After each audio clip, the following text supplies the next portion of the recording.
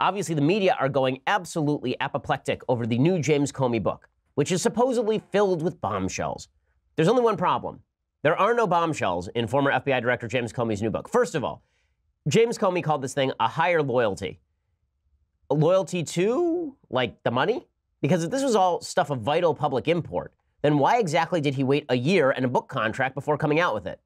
If he wants to demonstrate that he really is not in it for the cash, that he's really in it because he just wants to tell the truth, then he, like Stormy Daniels, could just give up the money.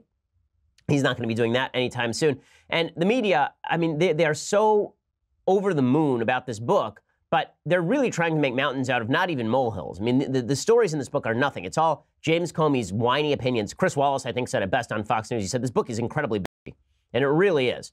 And if you look at this book and you read the segments from it, it's really just nasty and petty and stupid. That's at least what I'm getting from it, because I'm not seeing any revelations here. I'm not seeing anything that says to me, wow, this is something I didn't know. Remember, James Comey was fired because President Trump wanted him to clear him in the Russia investigation publicly. And James Comey said, you're not being investigated. And Trump said, well, say that publicly. And Comey said, no. And Trump said, fine, you're fired. Right? That's exactly what happened. And now we're supposed to believe that something deep and nefarious happened. Comey went on Capitol Hill. He testified that Trump had not obstructed his Russia investigation in any way. Trump just got rid of him because Trump apparently was unhappy with him, that Comey would not publicly say the truth, which is that Trump was not the target of the investigation or even a subject of the investigation at the time. Well, here are some of the revelations that the media are just going nuts over. And it's wall-to-wall coverage of James Comey's book because this was a preset agenda. There's a general point here to be made about the media that I think is relevant for people to understand over the last at least 15 to 20 years, most of my life in politics. And that is, the media are trying to portray it right now as though we live in a Trump-centric universe. And we live in this universe where everything revolves around Trump. Every story has to be refracted through the prism of Trump. That's not true. Okay, we actually live in a heliocentric universe, but the helios is not Trump. The helios is the media. Everything is about the media. All stories are refracted through the prism of the media. Trump is refracted through the prism of the media. Trump is a satellite orbiting the media.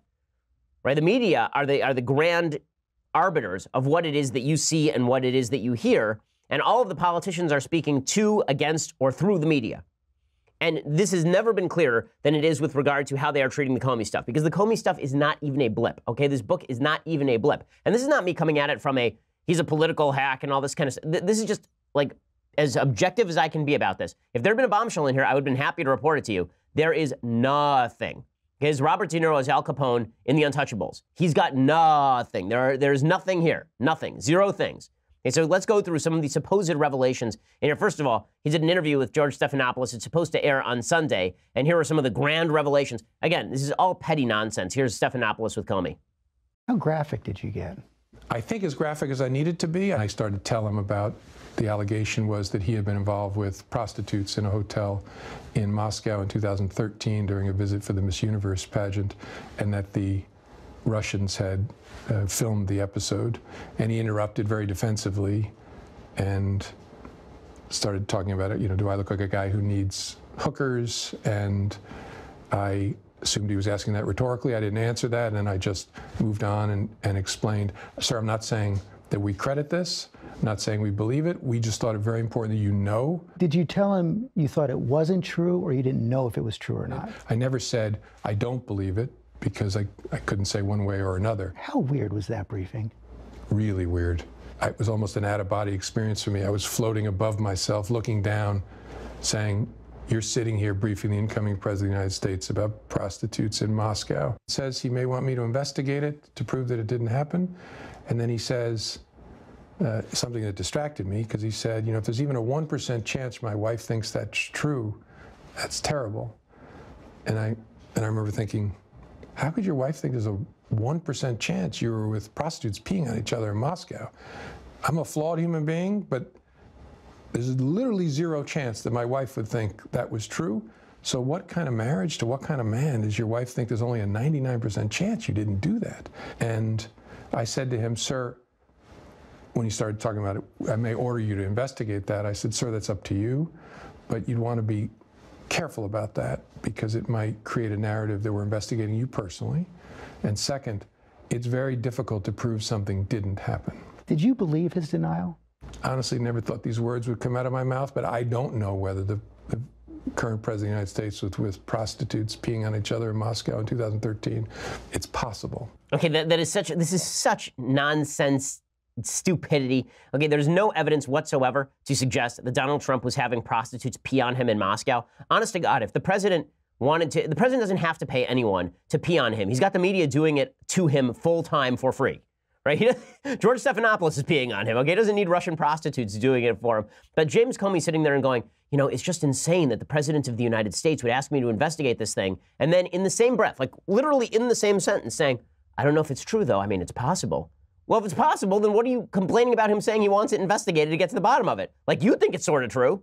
And you're not the only one. Like Seth Meyers goes on TV last night and he says, well, clearly if Trump was asking about it, then probably Trump was peed on by Russian prostitutes, which doesn't make any sense at all. But it's amazing. The entire media that went nuts over the pee tape for literally months is now deeply concerned that Donald Trump wanted that investigated and himself cleared of it. Because how could he? How could he do such a thing? Well, maybe it's because you guys kept saying pee tape over and over for weeks. Probably it's that. And here's Seth Meyers making a fool of himself. Oh my God, it's real. It has to be. Why would you ask the FBI director to investigate a pee tape if you knew for a fact that pee tape definitely didn't exist? That's like me saying, can you make sure there isn't a tape of me in 1994 doing Thunder Road at karaoke and then barfing and then slipping on the barf and farting? Okay, this is so stupid. Again, if President Trump actually thought he were guilty of this, would he want the FBI looking into it? The logic doesn't even make any sort of basic sense, but because the media are invested in making Trump into a mockery, they're going to say P tape over and over and over and over again until all this is over. Comey, of course, makes a bunch of other allegations in the book.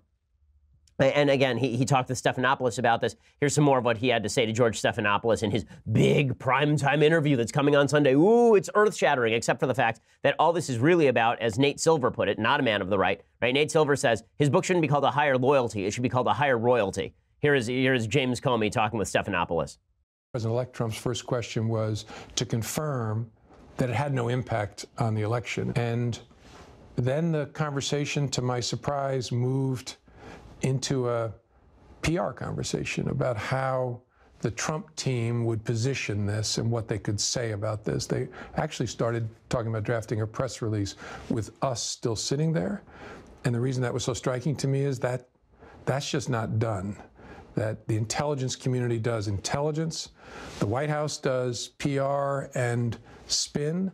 Okay, so are we supposed to believe that it's like a big deal that Trump doesn't know how government works? Congratulations, he doesn't know how government works. Wow, you've solved the Rubik's Cube here. You've solved the riddle. President Trump is not an expert on how the government works. Yeah, shocker to everyone. I'm sure everyone involved is just sitting around with their jaw slack to the floor. What utter nonsense and silliness. By the way, Comey said that he did not brief President Trump on the fact that this Fusion GPS dossier was originally funded by Democrats and Hillary Clinton. He didn't reveal that to Trump because presumably he didn't want Trump tweeting that out. That if he had known that the dossier was funded by the Democrats, he just would have said the dossier was funded by the Democrats. And then that would have immediately undercut the credibility of the dossier. So he said he didn't think it was relevant for Trump to know that. Okay, so it's relevant for Trump to know about stupid allegations with no evidence to back them about a pee tape with Russians peeing on each other and him. But it's not important at all for Trump to know that those allegations were being compiled by a firm being paid by Hillary Clinton. Completely irrelevant. Yeah, no, Comey's not a political actor at all. Okay, so here are some of the other allegations that Comey makes in the book that are supposed to be earth-shattering. So he says that he received a call from John Kelly, who's then the head of the Department of Homeland Security, and now the White House Chief of Staff. And Kelly was, quote unquote, emotional over how Comey was fired. Comey writes that Kelly was sick about the situation and intended to quit in protest. Well, he didn't, did he? He's still around, is he not? He is the White House Chief of Staff. So apparently, who cares? Also, I love this. A couple other bombshells. Apparently, Comey ridicules Trump for being shorter than he anticipated and described Trump as having bright white half moons beneath his eyes. He also argued that Trump's ties were too long, according to the Associated Press, and suggested that when he shook Trump's hand, he evaluated his hand size. He said they might have been a little bit small, but not that much smaller than normal. That's not petty and ridiculous. That's not petty and silly. No, this is deep stuff that we all have to know about. I mean, James Comey is a man of honor. He's a man of deep honor. Sure, he blew the Hillary investigation. Sure, he botched everything he touched since basically like January 2016. But no, he's a man of honor, don't you understand? He's not out there grandstanding, getting $1 million advances and then going on national TV to talk about Trump's hand size. No, no. He is a man of deep and abiding respect and honor for institutions.